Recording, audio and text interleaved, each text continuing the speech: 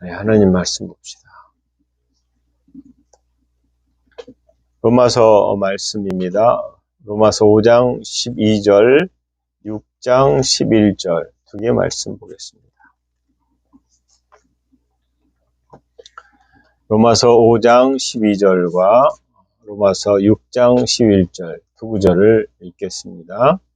먼저 로마서 5장 12절입니다. 그러므로 한 사람으로 말미암아 죄가 세상에 들어오고 죄로 말미암아 사망이 들어왔나니 이와 같이 모든 사람이 죄를 지었으므로 사망이 모든 사람에게 이르렀느니라.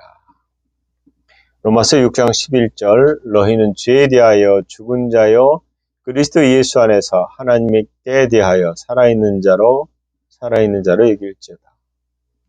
제가 다 본문을 안 써가지고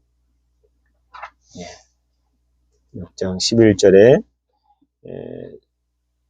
맞습니다. 이와 같이 너희도 너희 자신을 죄에 대하여 죽은 자요 그리스도 예수 안에서 하나님께 대하여는 살아있는 자로 여길지어다. 오늘은 죄와 질병을 어떻게 이해할 것인가, 이 말씀으로 이 제목으로 하나님 말씀 전하겠습니다. 성경에 초대 교부들과 그리고 중세의 카톨릭 전통에서 죄를 7가지로 나눕니다. 정한 거죠. 교만, 사기, 그 다음에 분노, 나태, 탐욕, 탐식, 정욕, 그리고 이걸 다룬 7가지 죄를 얘기합니다. 제가 이것만 읽겠습니까?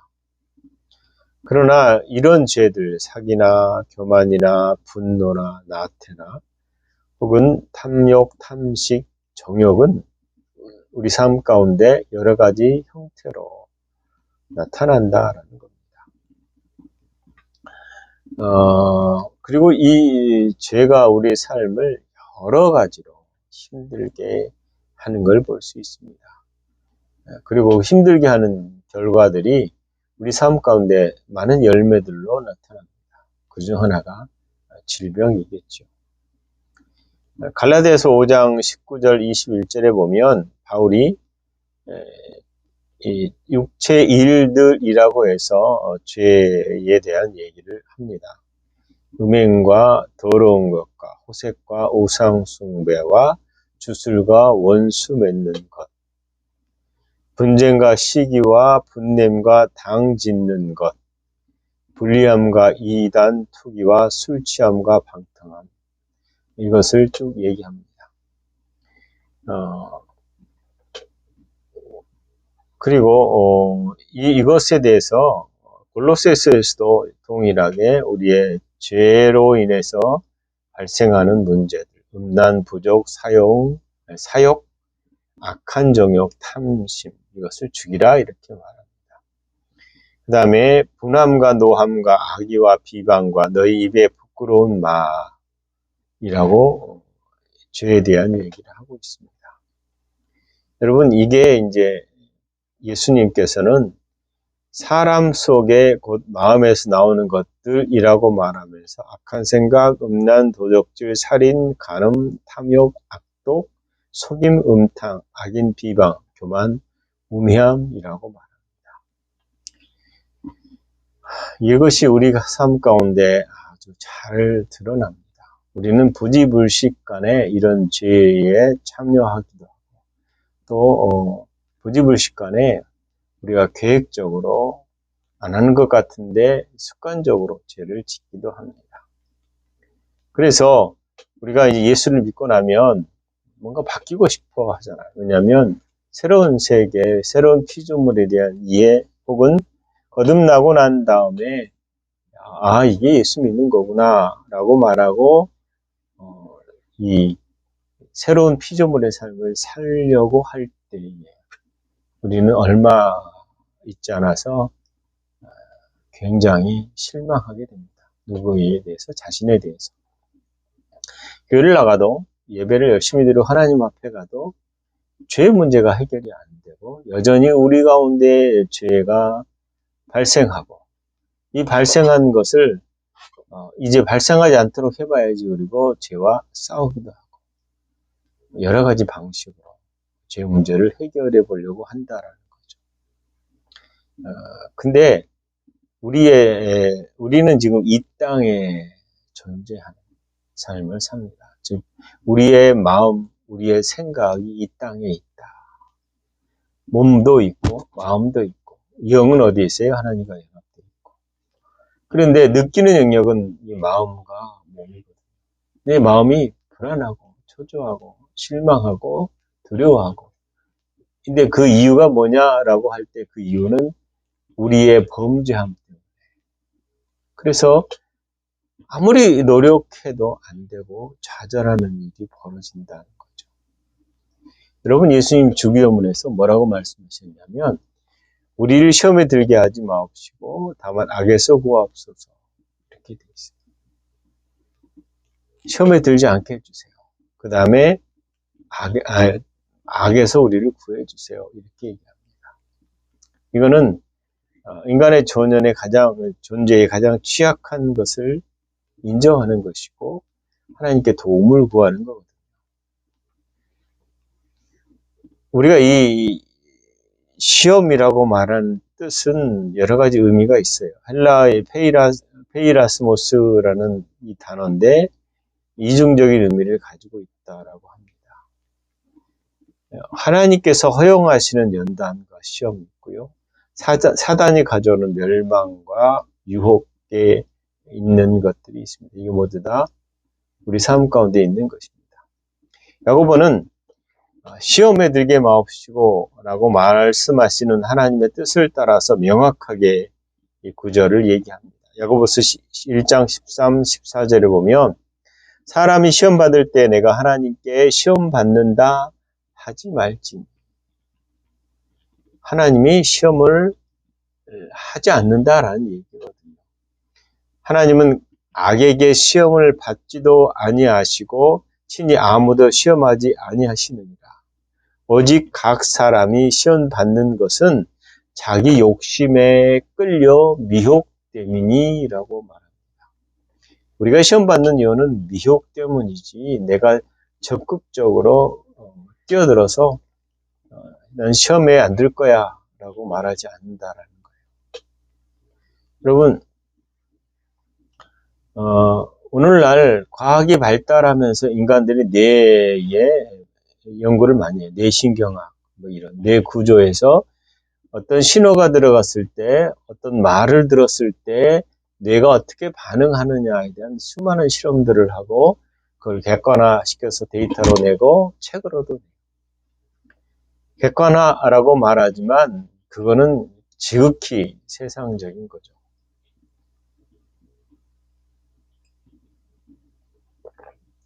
여러분 뇌신경학자들이 뇌가 유혹의 순간에 어떻게 반응하느냐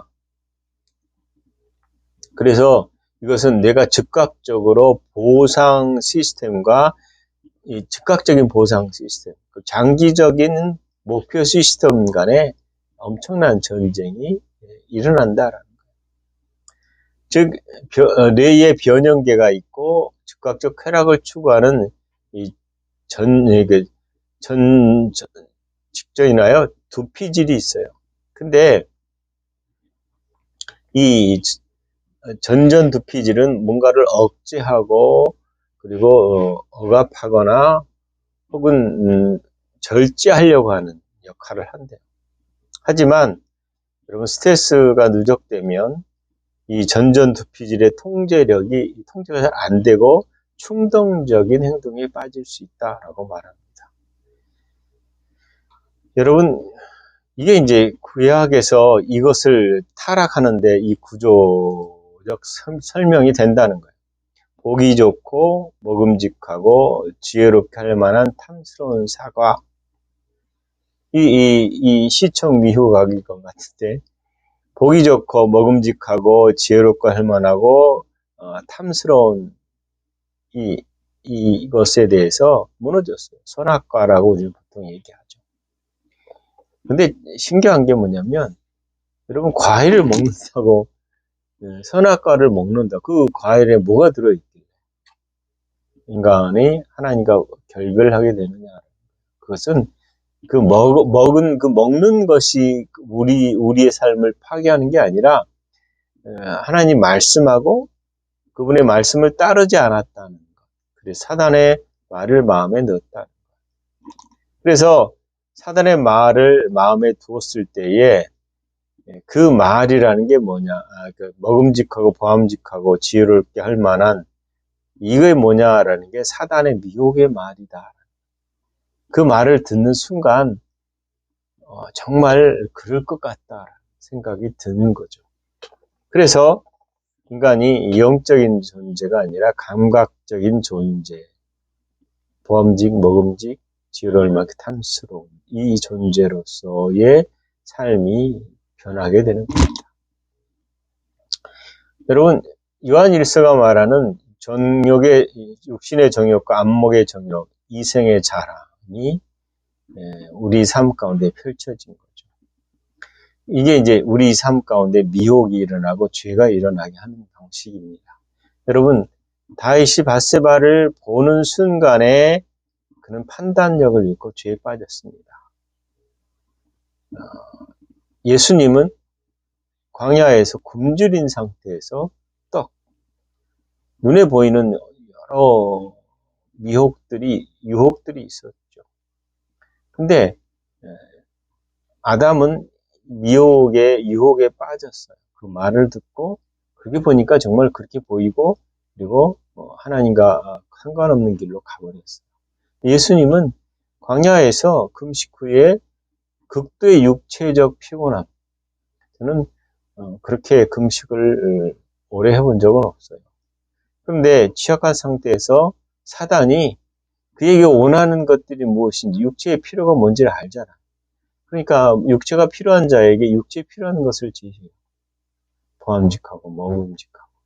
그런데 예수님은 사람은 떡으로 살 것이 아니요 하나님의 입으로부터 나온 모든 말씀으로 살 것이니라.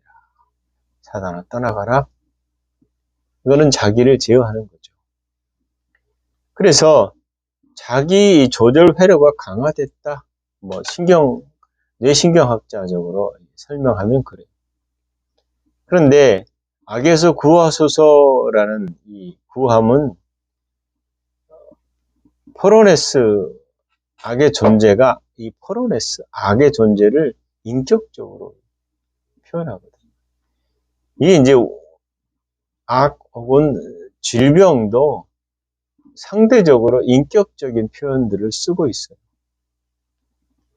여러분, 바울이 분명히 우리의 싸움은 혈과 육을 상대하는 것이 아니라 통치자와 권세자들, 이 세상 어둠의 이 세상 주관자들, 그리고 하늘에 있는 악한 영들을 상대한다라고 말합니다. 이걸 우리가 좀 분별할 필요가 있는 게 우리의 싸움이 이 땅에 쌓는 싸움이 죄가 가득한 곳인데 단순히 이성적인 것이 아니다. 영적 전쟁이 알게 모르게 일어나고 있다. 여러분, 뇌과학자들이 이 군집사고 혹은 사회적 전염의 위력을 그게 얼마나 뇌에 영향을 미치는지를 얘기합니다. 그러니까 거짓말. 요즘 제가 늘 가끔 얘기했던 선동, 프레임. 이게 거짓말들이거든요. 그다음에 탐욕, 분노. 이 부정적인 감정들은 신경을 타고 굉장히 빠르게 확산된다는 거예요.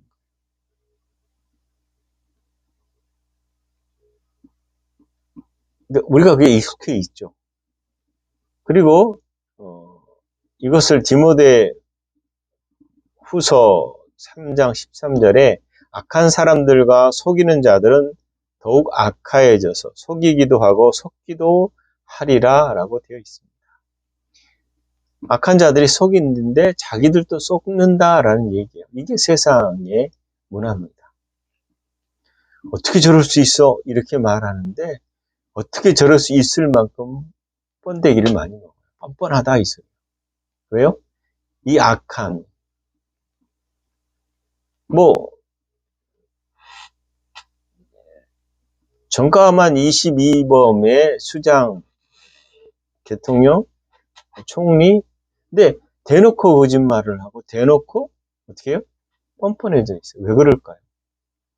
우리의 악함 때문에. 인간의 악함이 쉽게 전염되고 그 다음에 악한 것을 드러내도 전혀 끔찍하지 않아요. 그래서 악의 전염성이 이 디모데후서 3장 13절에 분명히 얘기하고 있어요. 악한 사람들과 속이는 자들은 더욱 악하여져서 속이기도 하고 속기도 하고. 이 악의 전염성입니다. 여러분 1%가 99%를 이겨요. 1%의 누룩이 급속하게 번져서 99%를 잡아먹는다라는 거예요. 제가 어떤 분이 어떤 잘 아는 형제가 목사님 저는 집단 지성을 믿습니다. 목사님 말씀하시는 공산주의는 절대 안 됩니다. 라고 저한테 문자를 했어요. 제가 우려를 했더니 무슨 말이에요? 집단 지성주의를 믿는 거죠. 그러나 여러분 아무리 집단이 지성주의를 가지고 있어도 법이 서버리면 그 법으로 그냥 끝내버려요.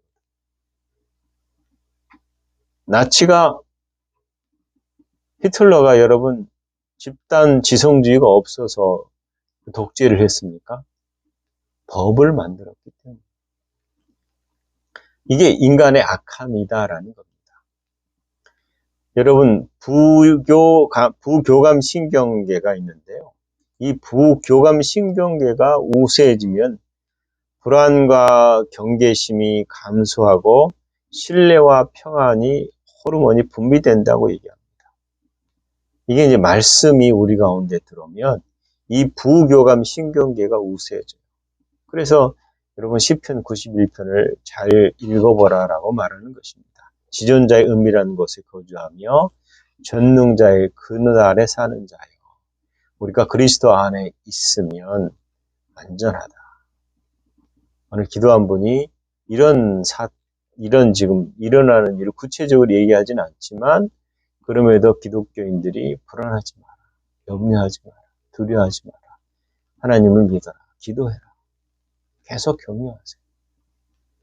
문제는 우리 삶 가운데 지속적으로 일어나는 악과 죄를 어떻게 할 것인가에 대한 얘기입니다. 오늘 본문에 뭐라고 되어 있습니까? 바울은 우리가 죄에 대해서 죽었다라고 선언합니다. 여러분, 우리가 이제 죄가 발생하니까 어떤 생각을 해요? 죄랑 피 흘리기까지 싸워야 된다. 그 죄를 이겨야 된다. 이렇게 얘기하는 사람들이 많아요. 그런데 구약과 달리 신약에 와서 그리스도의 십자가를 통해서 거듭난 새로운 피조물을 향해서 뭐라고 얘기하냐면 죄랑 싸우는 율법적 투쟁을 강요하지 않아요. 동시에 이제 죄와 아무런 상관이 없다라고는 이 방임의 선언도 하지 않아요. 그러니까 거듭난 죄사함의 비밀이라는 박옥수 구원파가 이걸 놓쳤어요. 우리가 죄에 대해서 죽었다. 그러니까 죄랑 상관이 없다. 그래서 우리가 지금 지은 죄는 미래까지 용서됐다. 물론 지금은 그런 얘기하면 우리 그렇게 안 가르친다라고 얘기하더라고요. 그러나 실제로 들어가면 상황이 다를 겁니다. 문제는 뭐냐면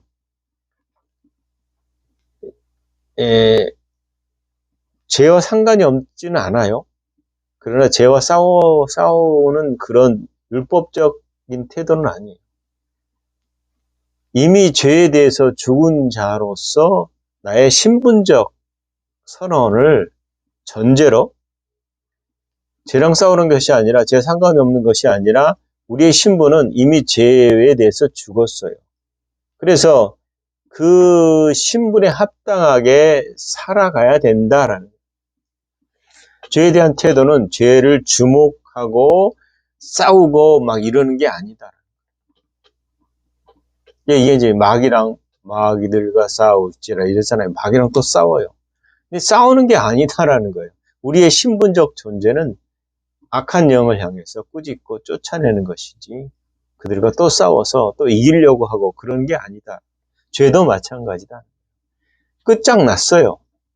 우리의 신분은 이제 끝장나서 죄랑 상관이 없기 때문에 우리의 삶이 하나님이 기뻐하시는 그 삶으로 가라 이 소리예요. 그래서 죄에 대해서 죽은 자, 너희는 죄에 대하여 죽은 자요 그리스도 예수 안에서 하나님께 대하여 살아있는 자로 여길지어다. 그런 자라고 선언하라. 더 이상 죄가 우리를 지배할 수 없는 새로운 피조물이다. 새로운 신분을 받았다. 그래서 로마서 6장 14절에 죄가 너희를 주장하지 못하리니 이는 너희가 법 아래 있지 아니하고 은혜 아래 있음이라 이렇게 얘기하는 겁니다. 그래서 이 죽음은 단순한 결심이나 인간적인 노력의 결과가 아니라 그리스도와 함께 십자가에서 죽고 부활한 이미 완성된 사건인 것입니다. 우리가 잘 알잖아요. 갈라디아서 2장 20절 그리스도와 함께 죽고 함께 살아나서 내가 사는 것이 아니라 내 안에 있는 예수 그리스도를 믿는 그 믿음으로 사는 것이다. 그래서 로마서 6장 11절에 너희는 죄에 대하여 죽은 자요 그리스도 예수 안에서 하나님께 대해 살아있는 자. 그래서 죄를 대적하거나 격투하는 이 율법적 행위적 싸움이 아니라 이미 이루어진 승리를 믿음으로 받아들일 위치에 있다라는 겁니다. 그래서 믿음의 시각으로 서야 됩니다. 이와 같이 너희도 너희 자신을 죄에 대하여 죽은 자로 여기라. 죽은 자로 여기라 이런 말은 인정해라. 지속적으로 그렇게 간주하고 계산해라. 이게 로지제스테라는 이 헬라어인데요. 이미 주어진 사실을 믿음으로 인정하라 이 소리입니다. 그래서 죄를 극복하기 위해서 반복적으로 싸우기보다 나는 죄의 권세에 굴복하지 않는 죄의 종이 아닌 의의 종이다. 이거를 현실적으로 의식적으로 받아들이라는 거예요. 죄를 지어도 떳떳하라는 말이 아니에요. 왜냐하면 죄를 지으면 성경 분명히 회개하라고 했거든요. 회개한다는 말은 돌이켜서 더 이상 그 자리에 머물러서 죄를 반복적으로 짓지 않는 존재다. 그리고 나서 그 다음에 우리는 죄에 대한 태도 중에 우리가 죄와 상관이 없고 우리의 몸을 의의 병기로 의의 무기로 드려라. 즉 새로운 주인에게 우리 자신을 맡기는 것입니다. 그래서 로마서 6장 13절에 너희 지체를 불의의 무기로 죄에 내어주지 말고 너희 자신을 하나님께 드리라 이렇게 말합니다. 싸움이 아닌 헌신, 죄와의 전투가 아니라 하나님께 자신을 내어드리는 적극적인 순종입니다. 정체성에 근거한 선택이죠. 이미 나의 신분은 어떤 존재고 그 존재로서의 삶을 살도록 우리의 몸과 마음을 들여지는 것. 그리고 나서 하는 게 우리가 뭐를 해야 되냐면 갈라디아서 5장 16절에 있는 말씀이에요. 성령을 따라 행하라. 그리하면 육체 욕심을 이루지 아니하리라.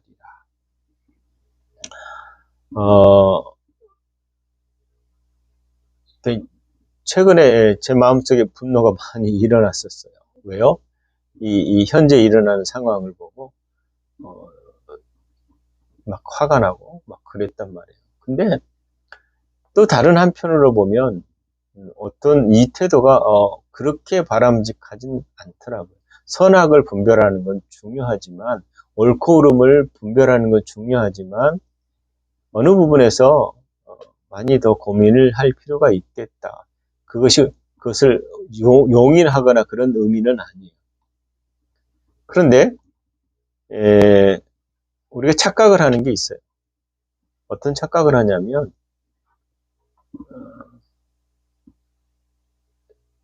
제가 예전에 어떤 일이 있었냐면 어떤 목사님이 의도하진 않았는데 전도사, 딸 같은 전도사하고 아무런 생각 없이 산책을 워낙 좋아하시는 분이셔서 산책을 하는데 미끄러웠대요. 그래서 손을 잡고 산책을 한 거예요. 이걸 넘어지니까 잡아주고 얘기하고. 근데 그리고 이제 뭐 보내고 잘 가라 그러고 왔는데 문자에 갑자기 뭐 무섭고 두려웠다 막 이런 문자가 깜짝 놀라서 미안하다. 근데 이게 빌미가 돼가지고 결국 교회를 그만두기는 일이 벌어졌어요. 어느 단체들이 끼어들어서 시비 걸고. 근데 이분은 자기 문제가 그냥 아무 생각 없이 한 문제인데 워낙 유명하다 보니까 시비를 걸어서 그 사람을 그 직에서 내려가게 했어요. 근데 이분이 그 실수를 인정했어요. 부모님 앞에서 죄송하다고 하고, 그 다음에 교회 공식성에서 그 사태를 해명하고, 그 부분에 대해서 사과하고. 다 했어요. 제가 그걸 보고 굉장히 훌륭한 태도거든요. 자기의 고난들을 다 포기했어요.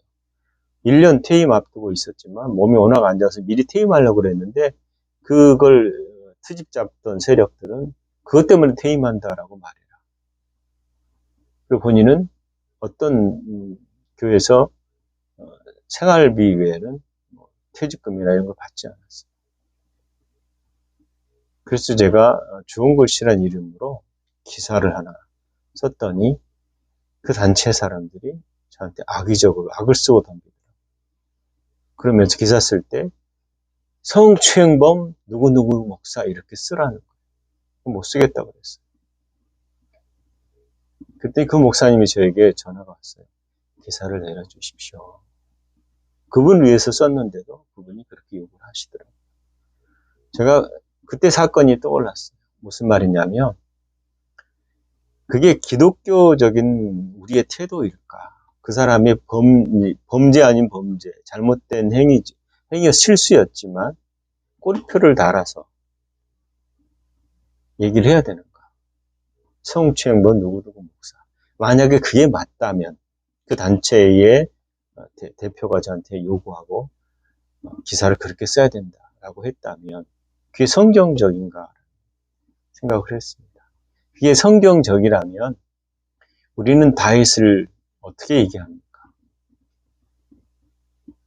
강간 살인범 다윗이라고 말하지 않습니다. 왜요?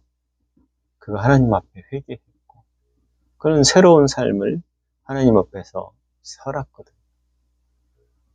그렇다면 본인이 의도적인 실수가 아님에도 불구하고 그렇게 했다면 그분에게 성추행범이라는 단어를 붙여서는 안 됩니다. 새로운 피조물, 하나님 앞에 새롭게 하는 삶을 사는 사람. 제가 왜 이 얘기를 장하게 하냐면 윤 대통령에 대한 갖가지 얘기들이 있습니다. 전혀 저는 검증되지 않는 언론들의 얘기들이죠. 소가죽 피를 벗겼다? 그거 가짜뉴스거든요. 무당, 점쟁이 여러 가지 얘기를 합니다. 그런데 그랬다고 칩시다. 근데 현재에 있어서의 우리의 태도, 제가 알기론 그분을 놓고 쭉 기도하고 했을 때 제가 어떤 얘기들을 좀 들었어요. 성경책 들고 들어가 있고 지금은 성경책 보고 있고 그는 영암교회를 다녔어요. 초등학교, 중학교, 주일학교. 예수를 잘 믿었던 분이셔요. 어느 날 예수를 안 믿거나 집 나갔던 아들일 수 있거든요. 그리고 현재 상황을 보자는 거죠. 그리고 우리가 어떤 태도로 그를 향해 있어야 되는가. 그리스도인들이 정죄, 판단, 비판 이런 것이 아니라 기도해야 되는 것이고 우리가 원수도 사랑하라고 그랬는데 원수가 아니잖아요. 그렇다면 우리의 언어나 생각들이 좀 전환됐으면 좋겠다라는 얘기죠. 죄에 대한 얘기를 하면서 지금 제가 이 얘기를 한 겁니다. 다시 말하면 갈라디아서 5장 16절에 성령을 따라 행하라. 그리하면 육체의 욕심을 이루지 아니하리라. 죄를 힘으로 누르는 것이 아니라 성령께 자신을 열어놓고 죄의 욕망에 따라갈 때 죄의 욕망, 세력을 이기게 된다. 그래서 싸움의 주체가 달라지는 거죠. 인간의 의지가 아니라 성령의 열매, 사랑, 희락, 화평, 삶에 열린 죄의 행위가 자연스럽게 소멸된다라는 거예요. 여러분, 죄에 대한 태도 중에 하나는 에베소서 4장 22절, 24절에 있는 말씀입니다. 너희는 유혹의 욕심을 따라 썩어져가는 구습을 따라가는 옛사람을 벗어버리고 오직 성령 너희의 심령이 새롭게 되어 하나님을 따라 의와 진리의 거룩함으로 지으심을 입은 새 사람을 입으라 이렇게 말합니다. 이 말이 뭐냐면 정체성에 합당한 생활을 해라. 이미 거룩한 자가 그 거룩한 영으로 거룩한 존재가 거룩한 마음, 거룩한 몸, 즉 새 사람의 삶을 입혀지도록 살아라 이 소리거든요. 여러분, 너희가 서로 거짓말하지 말라. 옛사람과 그 행위를 벗어버리고 새 사람을 입었으니 또 새 사람을 입었으니 즉 이는 자기를 창조하신 이의 형상을 따라 지식에까지 새롭게 하심을 입은 자니라 이렇게 말합니다. 무슨 말이에요? 우리의 생각도 법정적으로는 새롭게 됐다라는 걸 인정하라는 거예요. 그리고 태도를 바꾸고 생각을 바꿔서 이 땅을 살라 이 얘기입니다. 즉 우리의 신분에 대한 올바른 이해는 죄와 싸우는 것이 아니라 죄를 다스리는 자로서의 위치에서 성령을 따라 살라 이 소리입니다. 그래서 옛사람을 벗어버리고 새 사람을 입으라라는 것은 과거의 습관을 벗어버리라는 표현이 투쟁적인 것이 아니라 의도적 단절, 새로운 옷 입기를 의미하는 겁니다. 여러분, 새 사람의 특징은 하나님의 형상을 따라 지식과 거룩함으로 새롭게 된 존재다라는 사실입니다. 그리고 죄에 대한 태도 중에 하나는 유혹을 분별하고 지켜내는 것. 즉 깨어서 있으라, 근신하라. 베드로전서 5장 8절에 근신하라 깨어라 너희 대적 마귀가 우는 사자같이 두루 다니며 삼킬 자를 찾나니 라고 말합니다. 여러분 여기서 대적 마귀라고 말하는 것은 유혹과 속임수입니다. 분별과 깨어있음을 강조합니다. 자기 힘으로 죄와 격투하기보다 마음을 지키는 영적 경계를 의미합니다. 결론적으로 얘기하면 죄와 싸움이 아니라 그리스도 안에서 이미 주어진 승리를 누리는 삶을 살아야 된다라는 겁니다. 앞에서 제가 죄와 질병과 관계를 좀 얘기했잖아요. 질병 얘기하려니까 벌써 시간이 다 됐네요. 질병은 죄로부터 발생된 겁니다. 우리 삶 가운데 끊임없이 질병들이 발생하죠. 왜요? 우리는 이 땅에 있으니까. 다시 말하면 여러분 우리가 천국에 가면 질병이 없어요. 우리는 이 땅에 살아요. 그리고 이 땅에 사는 동안 요한계시록에서 우리 유선한 사모님 말씀하신 성전 바깥마당에 끊임없이 짓밟혀요. 마음과 몸이. 사단이 들어와서 공격하는 것이죠. 유혹과 미혹, 이게 대적하는 일들입니다. 이럴 때 어떻게 해야 되느냐?